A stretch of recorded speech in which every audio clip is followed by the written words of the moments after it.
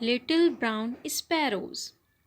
Listen, repeat, read aloud and sing. नज़्म सुनिए, कहिए, बुलंद आवाज़ से पढ़िए और लय के साथ गाइए।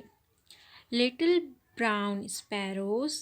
लिटिल मीन्स होता है छोटी, ब्राउन यानी कथिया कलर की, स्पैरोज यानी होता है चिड़िया, बर्ड्स यानी परिंदे होता है और स्पैरोज यानी चिड़िया जो छोटी छोटी होती हैं। Little brown sparrows flying around, परवाज कर रही है, उड़ रही है आसपास। Up in the tree tops यानी दरख्त के सबसे ऊपर। डाउन ऑन द ग्राउंड और नीचे, कहाँ पर? ग्राउंड में, ज़मीन पर। Come to my window.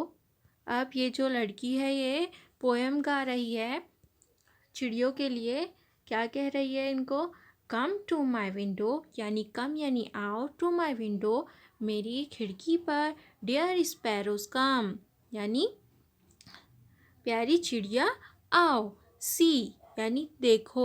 I will give you, I will यानी मैं तुम्हें, गिव यू देती हूँ, मैनी अक्रम बहुत सारी खाने की चीज़ें।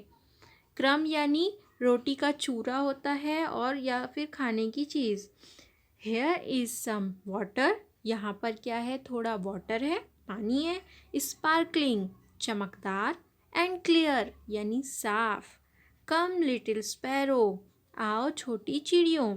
ड्रिंक विदाउट फियर, ड्रिंक यानी पियो, विदाउट फियर यानी बगैर डर के। इफ़ यू आर टायर्ड, अगर तुम थकी हुई हो, टायर्ड यानी थका हुआ।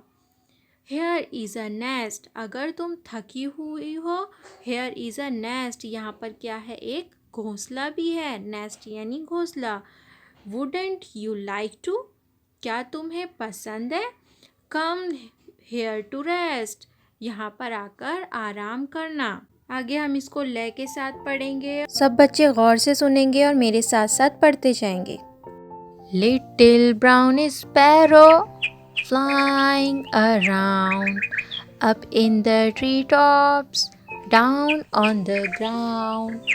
Come to my window, dear sparrow, come. See, I will give you many a crumb. Here is some water, sparkling and clear.